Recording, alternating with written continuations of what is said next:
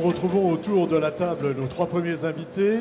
François-Xavier Geland, bonjour. Bonjour. Vous êtes le président de la Fédération française de domotique. Est-ce que vous pouvez nous faire vite une petite fiche d'identité de la Fédération française de domotique? Oui, en quelques mots. Donc, on a créé la fédération il y a 5 ans. On regroupe en fait aujourd'hui 320 membres. L'idée, c'est de créer un réseau maillé collaboratif avec à la fois des fabricants, des distributeurs, des intégrateurs. Il y a des chercheurs, il y a des formateurs. C'est de mettre tout le monde autour de la table, aussi avec des promoteurs, avec des bailleurs, pour essayer de faire converger tous ces métiers et de faire en sorte qu'au final, nos clients, l'utilisateur final, soit satisfait de son installation. Soit satisfait de son installation domotique. Absolument. Alors pour être satisfait, il faut des entreprises. En face de vous, monsieur Philippe Roux, bonjour. Bonjour. Vous êtes dirigeant de Domopad. Est-ce que vous pouvez nous présenter Domopad? Oui. Alors déjà, je tiens à remercier la Fédération d'avoir récompensé une réalisation qui a pris 4 ans, d'accord, qui est en fait le résultat d'une démarche particulière à 2 égards. La première, c'est qu'on est reparti des usages, c'est-à-dire qu'on avait un très beau projet avec un architecte et un client assez exigeant, et on est parti en fait d'une revue d'usage pour arriver finalement à une solution, et pas l'inverse. Alors, on parlera de la solution après. Oui. On y reviendra. Avant, je voudrais que vous me présentiez la société Domopad. Alors, la société Domopad a été créée en fin 2012. C'est un bureau d'études qui est en fait spécialisé dans le logement connecté. Et en fait, l'objectif, c'est d'amener un nouveau concept qui est ce qu'on appelle le full IP. D'accord ? Et le full IP, c'est une manière de dire qu'à partir du moment où un logement est connecté, il est obligatoirement en IP. Et l'objectif est alors d'amener ce réseau-là jusqu'au bout et d'éviter tout ce qui est protocole intermédiaire qui en fait crée des surcoûts sans apporter de valeur ajoutée.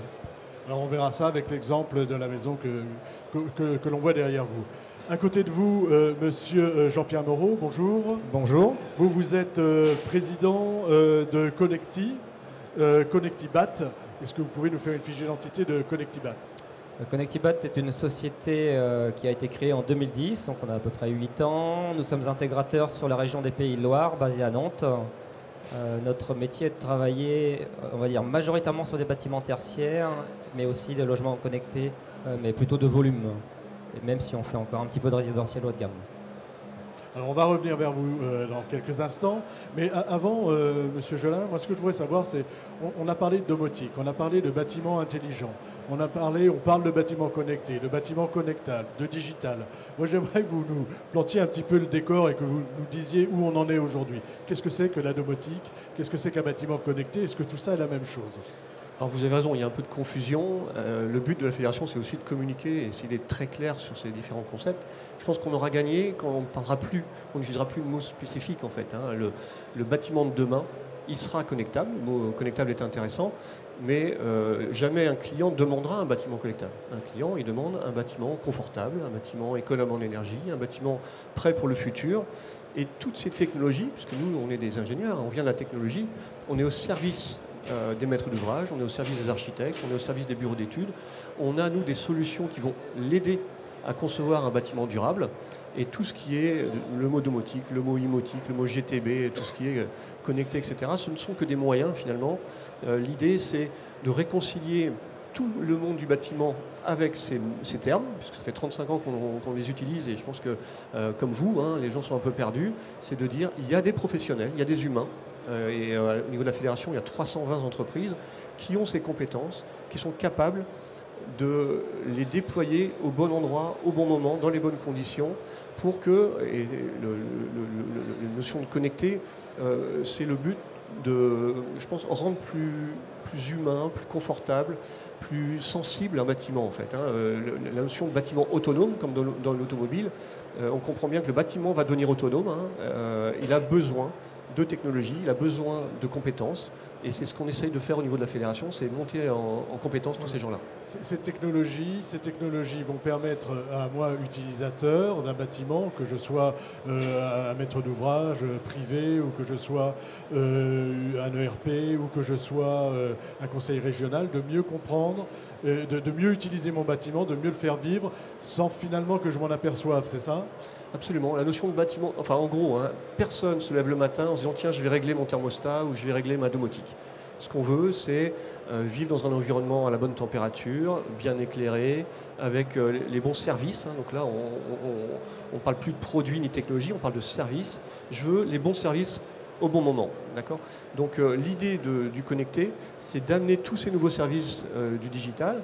On dit souvent que la plupart des services de demain, on ne les connaît pas aujourd'hui. Donc l'idée, c'est de préparer le bâtiment pour qu'au fil du temps, les utilisateurs, alors on peut parler de donneurs d'ordre public comme des collectivités, mais ça peut être un particulier, ça peut être une école, ça peut être un hôtel, c'est trouver le bon compromis en termes de technologie, en termes de services, pour qu'au fil du temps, quel que soit le besoin, on ait une solution simple, au bon prix, pour effectivement vivre dans les meilleures conditions. Voilà, et tout ça étant évolutif, j'ai bien compris. Alors, à la pas à la Smart Building Alliance, à la Fédération française de domotique, vous avez lancé un concours. Depuis quand et pourquoi un concours ? Alors, depuis quand ? Ça fait presque 10 ans maintenant. C'est la 5e édition. Donc, à chaque édition de Batimat et d'Interclimat Elec, on fait le concours.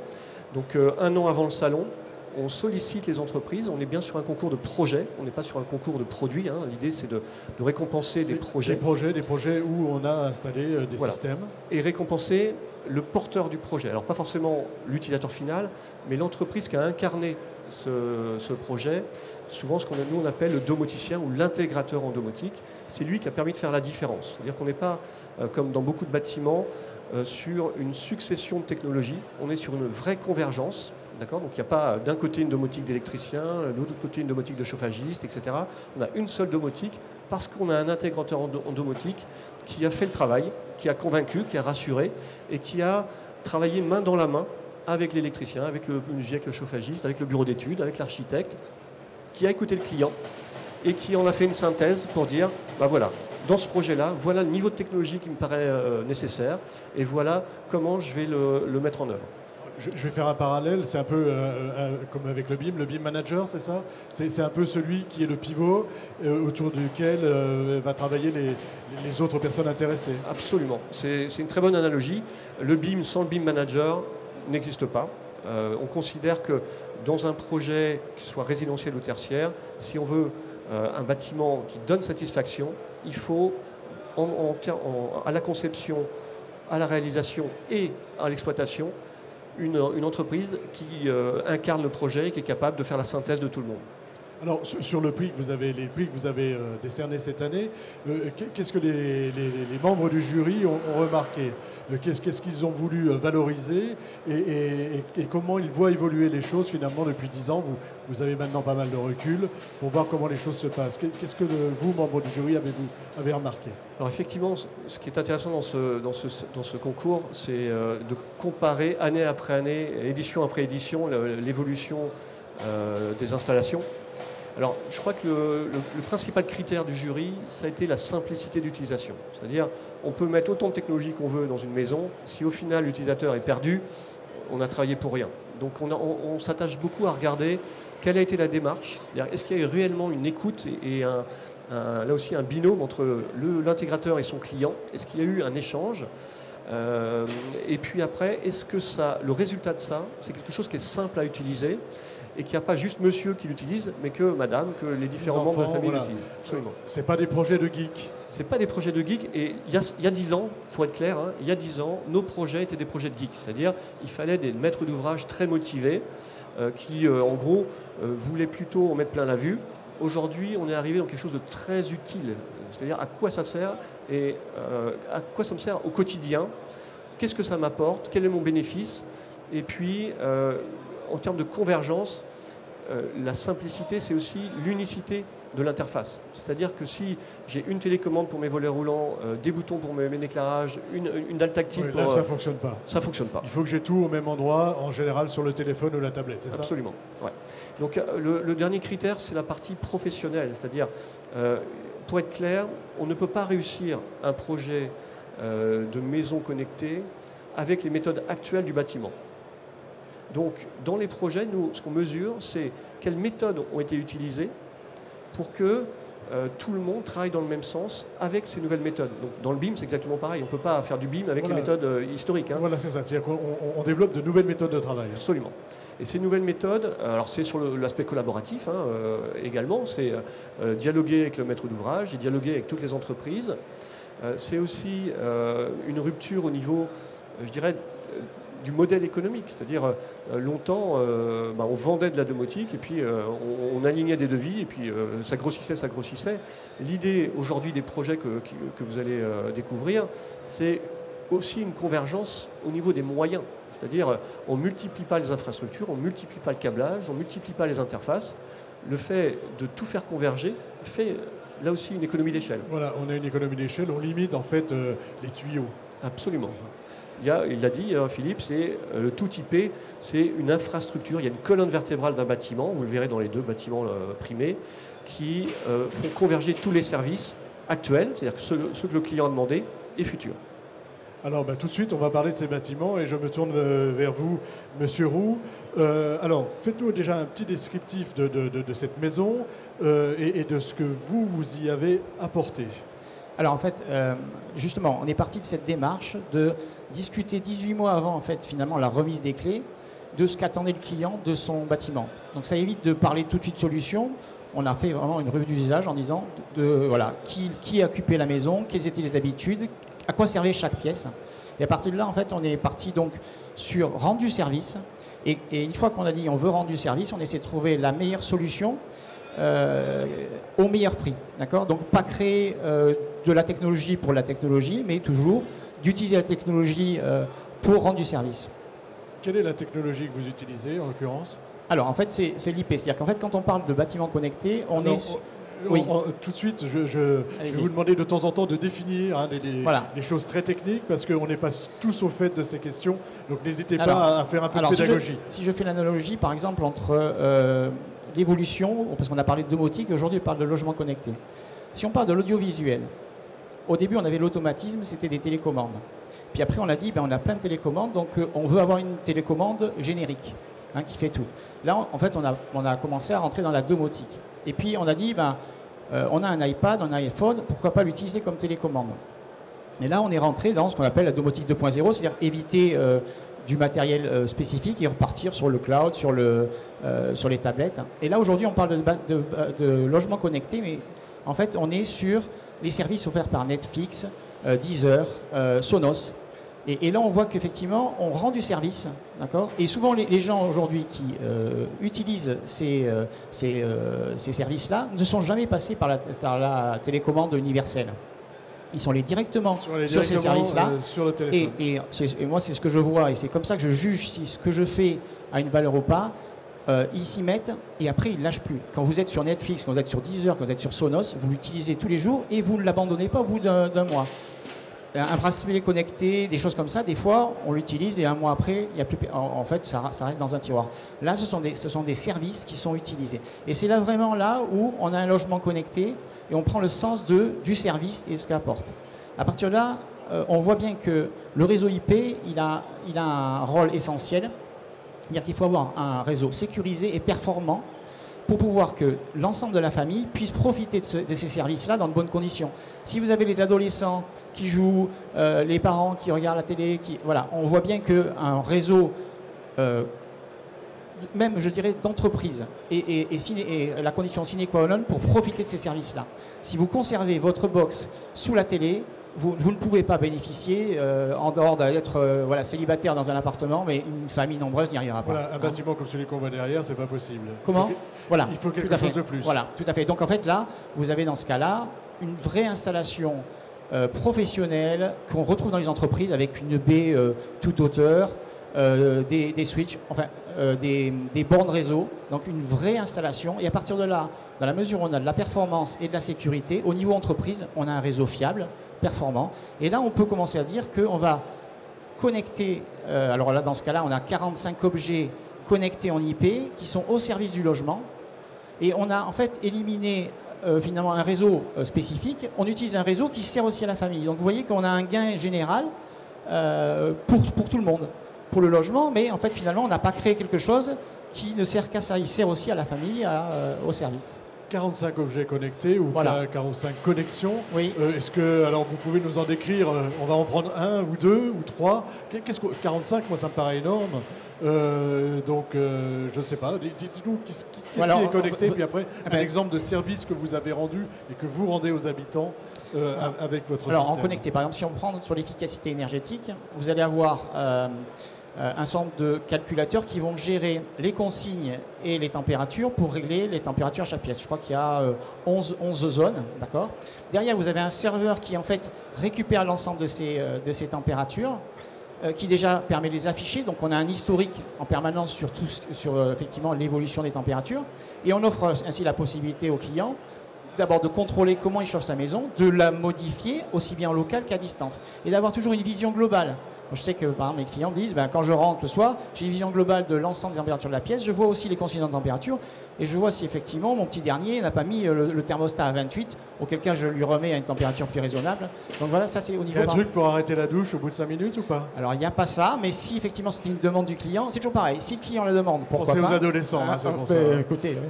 Alors il y a effectivement, par exemple, on consomme en permanence, on sait en permanence par exemple la consommation d'eau froide et d'eau chaude. Au jour le jour, on a des graphiques, donc effectivement on peut piéger une surconsommation.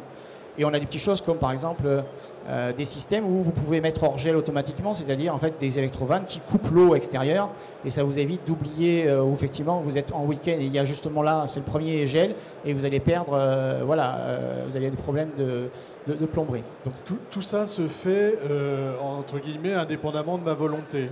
C'est-à-dire, une fois que c'est réglé... Non. Non. Alors non, justement. C'est toute la différence. C'est-à-dire qu'en fait, c'est toujours c'est globalement sur une action du client. Si je prends, par exemple, les accès. Aujourd'hui, c'est une maison où il y a des enfants qui sont jeunes, donc il y a une femme de ménage et une nounou. Il n'y a pas de clé, c'est-à-dire qu'en fait l'entrée est biométrique, c'est-à-dire qu'en fait avec vos empreintes digitales, l'ensemble des gens autorisés peuvent accéder à la maison, évidemment dans des... Les plages horaires définies, j'imagine, à l'avance. Voilà, tout à fait. Et en fait, quand ils rentrent, ils vont sur des tablettes murales, et en fait ils rentrent un code, et donc ils déclarent leur arrivée. Une nounou, par exemple, va arriver et va configurer la maison en ouvrant un certain nombre de volets qui correspondent aux pièces qu'elle va utiliser avec les enfants. Une femme de ménage, la femme de ménage, elle va rentrer, elle va configurer la maison différemment, en fonction de... Parce qu'effectivement, elle va faire des pièces sur lesquelles la nounou n'a pas besoin. Donc on voit qu'à chaque fois, la maison s'adapte, mais elle s'adapte toujours sur une demande.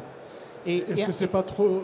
Est-ce que c'est simple d'utilisation pour ma nounou Oui, mais oui, parce qu'en fait, finalement, les nounous voulues, elles n'ont pas de clé à gérer. Elles rentrent avec leurs doigts et après, à partir de là, elles arrivent sur la tablette. Et le fait de se déclarer, elles vont enlever l'alarme, évidemment. Elles vont ouvrir les volets, configurer la maison, éventuellement le chauffage. Et à partir de là, profiter. Et en sortant, elles vont simplement déclarer leur sortie. Donc remettre l'alarme. En même temps, le client, lui, est informé de l'arrivée et du départ, d'accord, sur son téléphone. Sur son téléphone. Par exemple, si on prend le portier, par exemple IP, lui, permet de récupérer les appels, même si on est en absence, sur son téléphone mobile, d'avoir un push immédiat dans la mesure où quelqu'un sonne, et en même temps, d'être capable d'ouvrir, par exemple, une porte garage pour un livreur. C'est-à-dire qu'aujourd'hui, vous n'allez plus à la poste aller chercher vos colis. Vos colis seront systématiquement livrés, même si vous n'êtes pas là.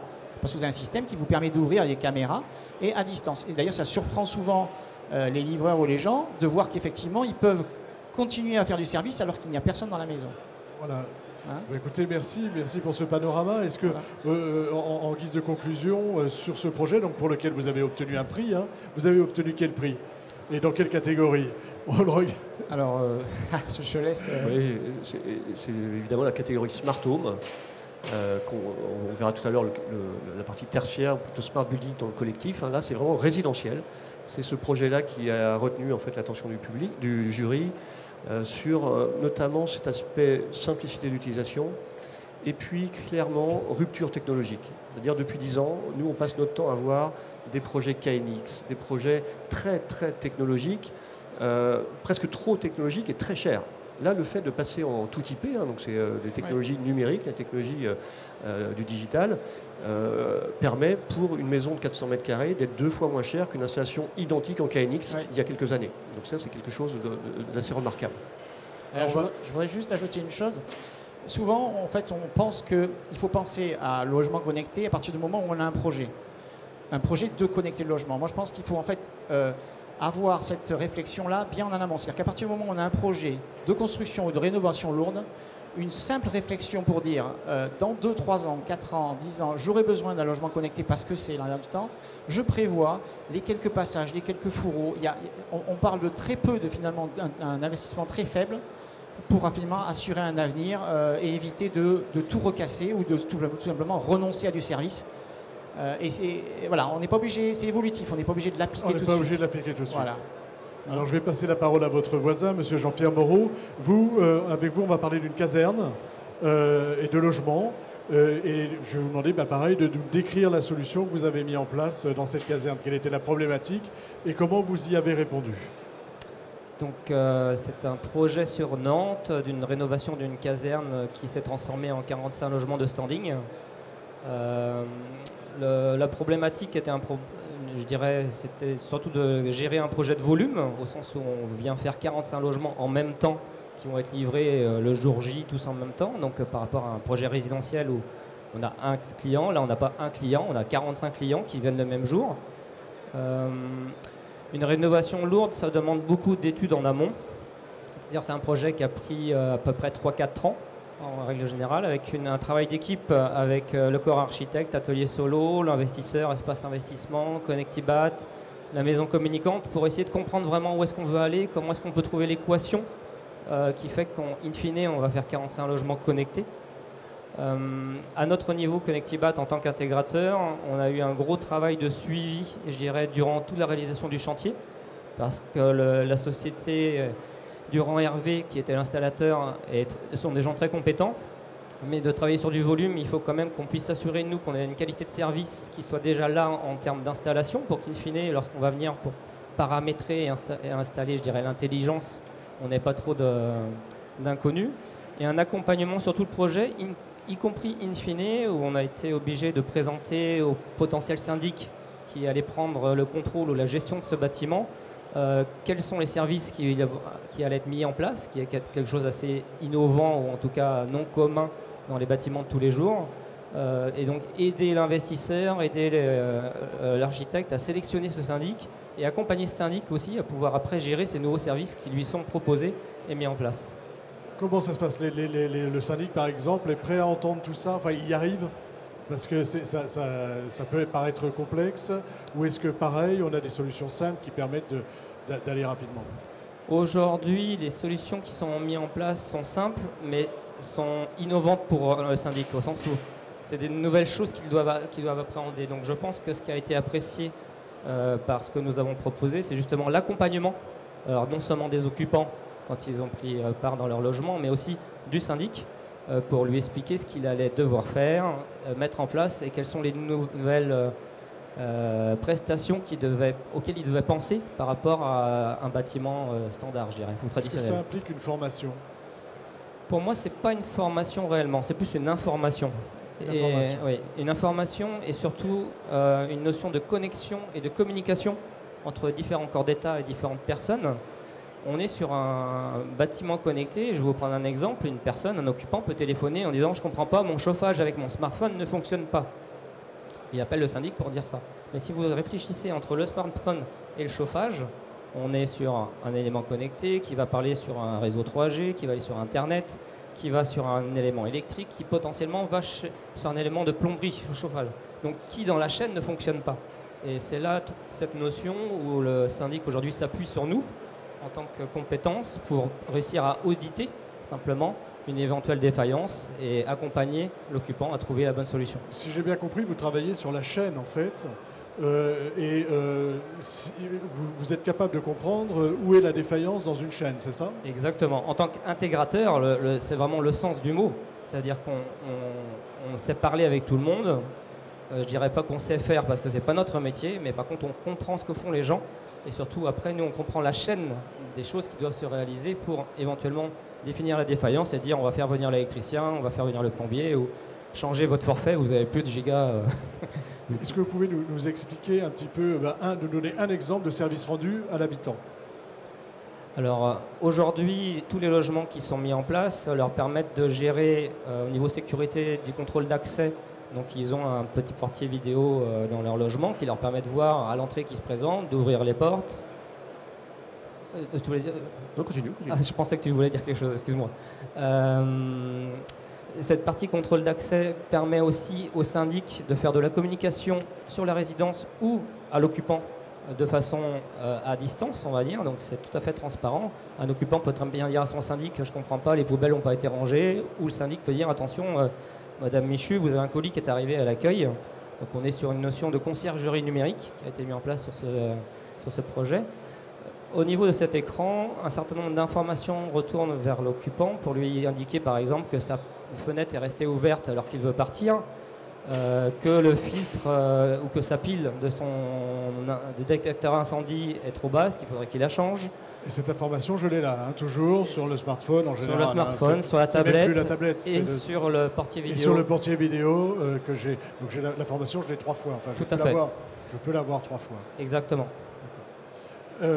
Y a-t-il quelque chose à ajouter sur ce bâtiment ou est-ce qu'on en a fait bien le tour? Enfin, évidemment, on pourrait.